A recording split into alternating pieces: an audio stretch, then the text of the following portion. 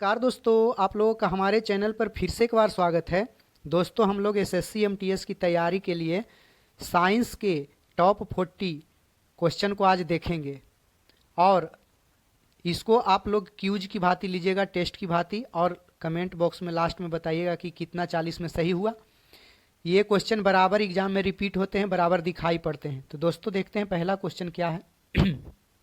सर्वाधिक महत्वपूर्ण भोजन उत्पन्न होते हैं क्या चीज़ से? जड़ से या तना से, फल से या पत्तियों से? तो दोस्तों इसका आंसर हो जाएगा फल से। हमारे संसार में जितने भी भोजन प्राप्त होते हैं उनमें से 90% फल से प्राप्त होते हैं किसी न किसी रूप में। बाकी कुछ महत्वपूर्ण भोजन जड़ से भी प्राप्त होते हैं, जैसे कंद मूल वगैरह हुआ। कुछ भोजन तना से भी मिलते हैं, जैसे प्याज वगैरह, अदरक वगैरह का प्रकंद से मिलता है। जबकि कुछ भोजन पत्तियों से मिलते हैं, जैसे साग वगैरह। नेक्स्ट क्वेश्चन देखते हैं, फोटोग्राफी में ऑक्जेलिक अम्ल का उपयोग किस रूप में होता है?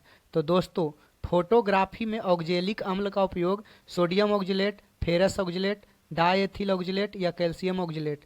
तो इसमें इसका आंसर बी नंबर हो जाएगा, फेरस ऑक्जेलेट। जबकि ऑक्जेलिक अम्ल एक वर्ड आया है, ऑक्जेलिक अम्ल का पाया कहाँ जाता है, किससे प्राप्त होता है? टमाटर में ऑक्जेलिक अम्ल पाया जाता है। दोस्तों ये तो फोटोग्राफी में ऑक्जेलिक अम्ल का उपयोग फेरस ऑक्जेलेट के रूप में होता है। एवं एक चीज़ और याद रखिएगा कि फोटोग्राफी में फिक्सर के रूप में सोडियम थायोसल्फेट का प्रयोग करते हैं। नेक्स्ट क्वेश्चन देखते हैं, माइक्रोसॉफ्ट का कार्यालय कहाँ है? तो माइक्रोसॉफ्ट का कार्यालय सिएटल, अमेरिका में है। जैसे और एक चीज़ और याद रखिएगा कि भारत में सिलिकॉन वैली बेंगलोर को कहा जाता है, उसी तरह से अमेरिका का सिलिकॉन वैली कैलिफोर्निया शहर है। विद्युत धारा का चुंबकीय प्रभाव सर्वप्रथम अवलोकन किया गया किनके द्वारा? यानी कि विद्युत धारा का चुंबकीय प्रभाव किसके द्वारा दिया गया? तो हेनरी के द्वारा, ऑरेस्टेड के द्वारा, फैराडे के द्वारा, वोल्टा के द्वारा। तो विद्युत धारा का चुंबकीय प्रभाव ऑरेस्टेड के द्वारा दिया गया। जबकि हेनरी जो है प्रेरकत्व का मात्रक है, और एलेक्जेंडर वोल्टा जो विभवांतर आप लोग जानते हैं, पढ़ते हैं, विभवांतर का मात्रक वोल्ट होता है, ये वोल्टा के ही सम्मान में रखा गया है। प्रकाश संश्लेषण में पौधे कौन सी गैस का अवशोषण करते हैं? कार्बन डाइऑक्साइड का, ऑक्सीजन का, नाइट्रोजन का, हाइड्रोजन का? तो प्रकाश संश्लेषण में पौधे कार्बन डाइऑक्साइड CO2 का अवशोषण करते हैं, जबकि ऑक्सीजन को विमुक्त करते हैं, छोड़ते हैं। नाइट्रोजन की अगर बात करें तो दलहनी पौधे के जड़ के गांठों में राइजोबियम नामक जीवाणु होता है, जो वायुमंडलीय नाइट्रोजन को स्थिरीकरण करके पौधा को देता है, जबकि हाइड्रोजन पौधा को जल से प्राप्त होता है। इंद्रधनुष डैश के कारण होता है? परावर्तन, अपवर्तन, प्रकीर्णन, परावर्तन एवं अपवर्तन दोनों। तो दोस्तों जब बरसात के समय में सूर्य का प्रकाश पानी के बूंद पर पड़ता है, सूर्य का प्रकाश, तो ये 7 रंगों में विभक्त हो जाता है और एक रंगीन पट्टी के रूप में दिखाई पड़ता है, जिसे इंद्रधनुष बोलते हैं। तो परावर्तन के कारण और अपवर्तन के कारण ये पट्टी हमें विशाल दिखाई पड़ती है आकाश में, और एक प्रकीर्णन होता है। तो याद रखेंगे, यहाँ तो आंसर डी हो जाएगा, परावर्तन एवं अपवर्तन के कारण। लेकिन कभी कभी एग्जाम में तीनों पूछता है, तो परावर्तन, अपवर्तन एवं प्रकाश का प्रकीर्णन, तीनों के कारण इंद्रधनुष बनता है। नेक्स्ट क्वेश्चन देखते हैं, एम्पियर मात्रक है, किसका मात्रक है? प्रकाश तीव्रता का मात्रक है कि विद्युत आवेश का, विद्युत धारा का, चुंबकीय क्षेत्र का? तो एम्पियर विद्युत धारा का मात्रक है, जो विद्युत धारा को प्रदर्शित करता है कि कितना विद्युत धारा इससे होकर गुजर रही है। चुंबकीय क्षेत्र का मात्रक टेस्ला या गॉस होता है, जबकि विद्युत आवेश का मात्रक कूलाम या कूलम्ब होता है। नेक्स्ट क्वेश्चन देखते हैं, निम्नलिखित में से कौन सी सूचना प्रौद्योगिकी परिभाषिकीय नहीं है? यानी कि इनमें से इंफॉर्मेशन टेक्नोलॉजी से संबंधित वर्ड कौन नहीं है? Login, modem, password, Pinaka? तो दोस्तों पिनाका नहीं, इसका आंसर डी हो जाएगा। पिनाका एक भारत सरकार का प्रक्षेपास्त्र है जो मिसाइल के जैसा काम करता है, जबकि लॉगिन, मोडेम और पासवर्ड ये कंप्यूटर से जुड़ा हुआ, इंफॉर्मेशन टेक्नोलॉजी से जुड़ा वर्ड है। सिस्मोग्राफ का पता लगाने सिस्मोग्राफ डैश का पता लगाने के लिए उपयोगी है? वोल्केनो यानी ज्वालामुखी, भूकंप, ज्वार लहरें, भूस्खलन। तो सिस्मोग्राफ जो है भूकंप का पता लगाने के लिए उपयोगी है और भूकंप को रिएक्टर स्केल पैमाने पर मापते हैं, जबकि ज्वार लहरें समुद्र में दिखाई पड़ती है, उठती है, और सुनामी अक्सर बोला जाता है समुद्र में आता है। तो सुनामी बर्ड एग्जाम में पूछा जाता है कि किस देश का बर्ड है, किससे जुड़ा हुआ है? तो जापानी शब्द है सुनामी। कौन सी दवा पादप की छाल से प्राप्त होती है?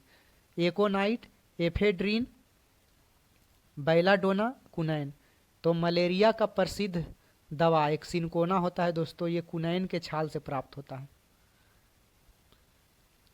किसी रेडियो सक्रिय तत्व से उत्सर्जित अल्फा किरण का द्रव्यमान इतना किलोग्राम होता है? 6.645 गुना 10⁻27 किलोग्राम, जो बराबर है किसके?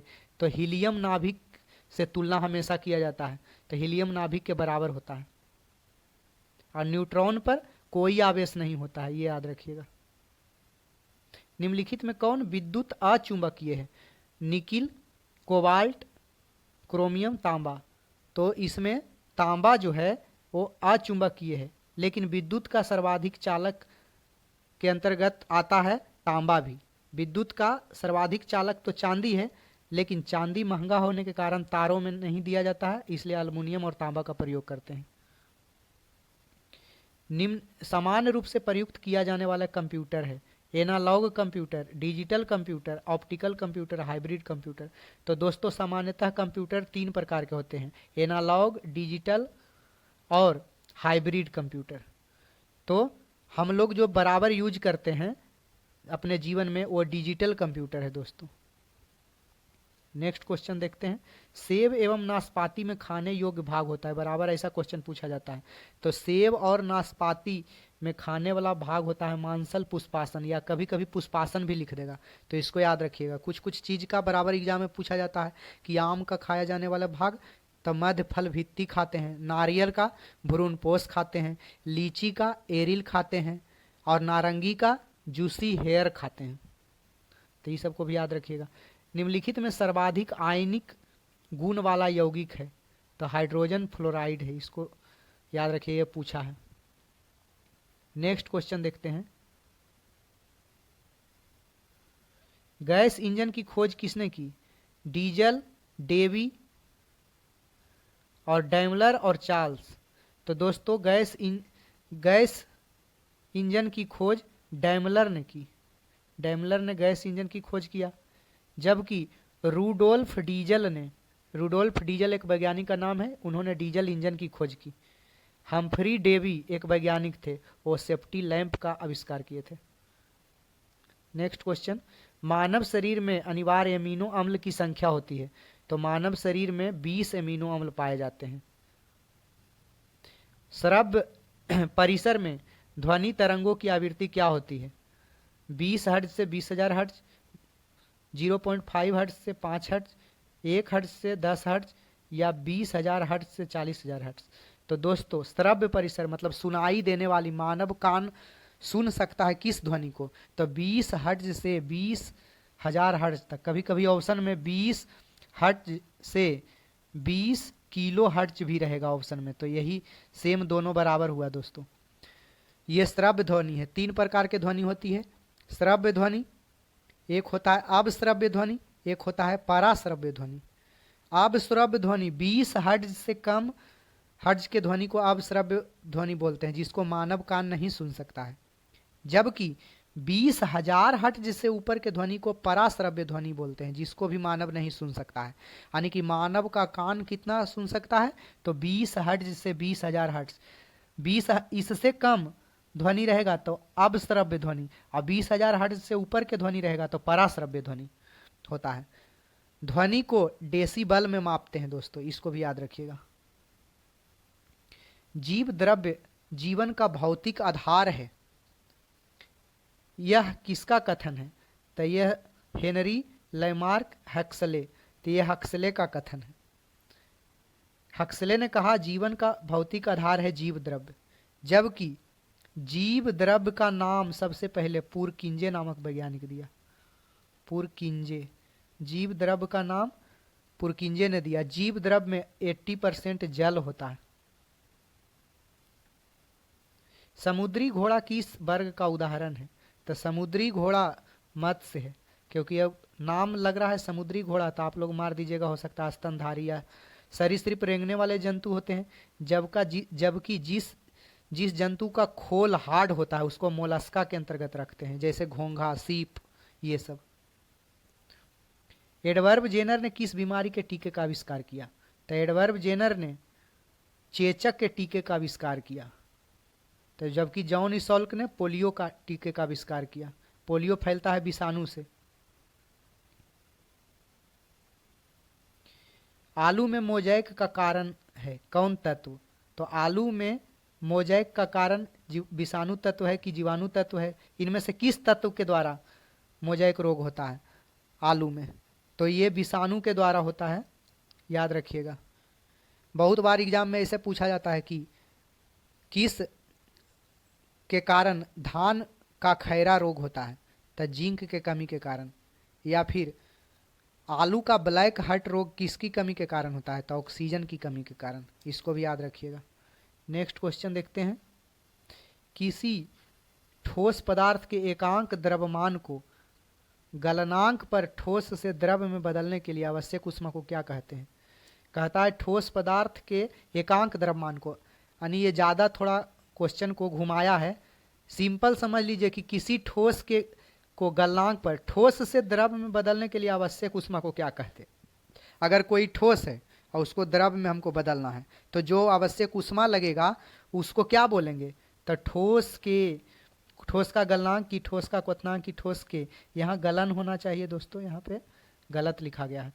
ठोस के गलन की गुप्त ऊष्मा, तो ठोस के गलन की गुप्त ऊष्मा उसको बोलते हैं।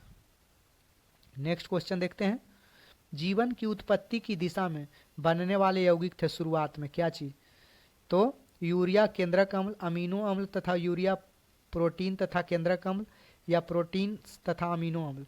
तो इसका आंसर हो जाएगा प्रोटीन एवं केंद्रक अम्ल। नेक्स्ट क्वेश्चन देखते हैं। मनुष्य में सबसे बड़ी ग्रंथि है अग्नाशय या कृत या पित्ताशय या वृक्क? तो दोस्तों मनुष्य में सबसे बड़ी ग्रंथि है यकृत, जिसको कि लीवर बोलते हैं। अग्नाशय जो होता है वो अंतःस्रावी और बहिर्स्रावी दोनों के रूप में कार्य करता है, इसको याद रखें। पित्त जहाँ जमा होता है उसको पित्ताशय बोलते हैं, जबकि खून का शुद्धिकरण वृक्क के द्वारा, किडनी के द्वारा होता है। राष्ट्रीय पर्यावरण अभियांत्रिकी संस्थान स्थित है कहाँ? रांची में, कटक में, जमशेदपुर में, नागपुर में। तो इसका राष्ट्रीय पर्यावरण अभियांत्रिकी संस्थान नागपुर में है। ये बहुत सारे संस्थान पूछते हैं एग्जाम में, जैसे चावल अनुसंधान संस्थान कहाँ है? अंतर्राष्ट्रीय पूछेगा तो फिलीपींस मनीला बोलेंगे, अगर भारतीय पूछेगा तो कटक बोलेंगे, उड़ीसा। बहुत सारे चीज़ ऐसे पूछ लेता है। वन सर्वेक्षण संस्थान कहाँ है? तो देहरादून में है। तो ये सब चीज़ याद रखिएगा। चुंबकीय कंपास की सुई किस ओर इंगित करती है? तो चुंबकीय कंपास या चुंबक हमेशा उत्तर और दक्षिण ध्रुव को इंडिकेट करता है, उसी रूप में खड़ा रुकता है। नेक्स्ट क्वेश्चन देखते हैं। क्रिकेट का खिलाड़ी तेजी से आती हुई बॉल को क्यों अपने हाथ को पीछे खींचकर पकड़ता है? पीछे खींचता है दोस्तों, बॉल विश्राम की स्थिति में आ सकती है, या बॉल त्वरित अवस्था में रह सकती है, या हो सकता है उसे कम बल लगाने की आवश्यकता हो सकता है उसे अधिक बल लगाने के लिए समय मिल जाए। तो दोस्तों इसका आंसर सी होगा, उसे कम बल लगाने की आवश्यकता होती है, इसलिए हाथ पीछे खींचता है ताकि टाइमिंग बन जाए और बॉल को आसानी से पकड़ ले। इसको 2-3 तरह से पूछता है, इसलिए क्वेश्चन इसका बढ़िया से ऑप्शन पढ़ के ही मारिएगा एग्जाम में। फिलोसफर वूल क्या है? फिलोसफर वूल, तो फिलोसफर वूल के अंतर्गत ZnO आता है। ZnO को जिंक ऑक्साइड बोलते हैं। इसको जस्ते का फूल भी कहते हैं, जस्ते का फूल जिंक ऑक्साइड को बोलते हैं। नेक्स्ट क्वेश्चन देखते हैं। मोतियाबिंद नामक बीमारी किस अंग से संबंधित है? बहुत सारे बीमारी का पूछ लिया जाता है। अल्जाइमर किस अंग से संबंधित है? तो मस्तिष्क से। उसी तरह से पूछ लिया जाता है कि मोतियाबिंद, तो नाक, आँख, कान, इनमें से कोई नहीं। तो दोस्तों मोतियाबिंद आँख से होता है। आँख के लेंस पे बहुत सारे चीज़, धूल कण वगैरह ये सब जम जाते हैं, उसी को डॉक्टर साफ करता है। तो आँख से संबंधित बीमारी है। आँख में दोष होते हैं निकट दृष्टि दोष और दीर्घ दृष्टि दोष। निकट दृष्टि दोष को अवतल लेंस के सहायता से दूर किया जाता है, जबकि दूर दृष्टि दोष को उत्तल लेंस के सहायता से दूर किया जाता है। मेंडल ने मटर के पौधे का चयन किया क्योंकि वे सस्ते थे, या वे आसानी से उपलब्ध थे, या इनमें विपर्ययी लक्षण उपस्थित थे, या इनका आर्थिक महत्व अधिक है। तो मेंडल ने इसलिए मटर के पौधे का चुनाव किया था क्योंकि इनमें विपर्ययी लक्षण उपस्थित थे। इसमें जो है विभिन्न प्रकार के ऐसे लक्षण थे जो उन आनुवांशिकता के को वर्णन करने के लिए आसानी से उसमें मदद कर सकते हैं। अदरक क्या है, अभी जस्ट ऊपर में थोड़ा चर्चा की हम लोग दोस्तों। अदरक क्या है, तो बहुत सारे चीज खाने का भाग में हम लोग चर्चा किया। अदरक एक राइजोम है जिसको तना बोलते हैं, प्रकंद। तो अदरक ये है। रूपांतरित जड़ ये सब है, मूली, ये गाजर वगैरह है दोस्तों रूपांतरित जड़। और तना में प्याज आ जाता है। सर्वग्राही कौन से रुधिर वर्ग का होता है, तो दोस्तों सर्वग्राही मतलब आसानी से सब लोग उसे ग्रहण कर सके, इसके बारे में कह रहा था। ABOBA, तो सर्वदाता ओ बोलता है, ओ में भी ओ निगेटिव, जबकि सर्वग्राही AB को बोला जाता है। द्विधनात्मक जिंक आयन जिसका द्रव्यमान संख्या 70 है में न्यूट्रॉन की संख्या, तो न्यूट्रॉन की संख्या याद रखिएगा कि क्या होगी, 34, 40, 38 या 36। तो द्विधनात्मक जो है जिंक का पहले एक चीज जान लीजिए कि परमाणु संख्या बराबर होता है प्रोटॉन की संख्या। तो सबसे पहले प्रोटॉन संख्या निकाल लेंगे, तो द्रव्यमान संख्या में प्रोटॉन संख्या हटा देंगे तो न्यूट्रॉन संख्या बचेगा। तो जिंक का होता है 30 परमाणु संख्या, यानी कि प्रोटॉन की संख्या भी 30 होगी। तो बोल रहा था क्वेश्चन में है 70 है इसका परमाणु द्रव्यमान, तो 70 में से 30 को घटा देंगे तो बचेगा 40। फिर से बैक करके क्वेश्चन देख लीजिएगा। शरीर में ऊतकों का निर्माण होता है, तो शरीर की सबसे छोटी कार्यात्मक एवं संरचनात्मक इकाई कोशिका होती है दोस्तों। और कोशिका किससे मिलके बना है, तो कोशिका जो है कोशिका जो किससे मिलके बना होता है, तो ऊतक से मिलके बना होता है। और शरीर में ऊतक का निर्माण किससे होता है, तो शरीर में ऊतक का निर्माण प्रोटीन से होता है। जबकि कार्बोहाइड्रेट से हमें एनर्जी मिलती है, विटामिन से रोगों में लड़ने की ताकत होती है, और वसा सर्वाधिक एनर्जी उत्पन्न करता है। शहद का प्रमुख घटक है, शहद का प्रमुख घटक ग्लूकोज, सुक्रोज, माल्टोज, फ्रक्टोज। तो शहद प्रमुख घटक है फ्रक्टोज का, जबकि गन्ना सुक्रोज का है, और ग्लूकोज से बहुत जल्दी एनर्जी प्राप्त होता है। और सुक्रोज जो है जटिल शर्करा है। नाभिकीय रिएक्टर और परमाणु बम में यह अंतर है, क्या चीज, तो नाभिकीय रिएक्टर में श्रृंखला अभिक्रिया नहीं होती है। तो दो चीज याद रखिएगा, नाभिकीय रिएक्टर में श्रृंखला अभिक्रिया होती है, और ये अभिक्रिया क्या होती है, नियंत्रित होती है। यानी नियंत्रित भी होती है और श्रृंखला अभिक्रिया भी होती है। तो पहला ऑप्शन बोल रहा है श्रृंखला अभिक्रिया नहीं होती है, तो गलत है, होती है। तो ये तो होगा आंसर ही नहीं।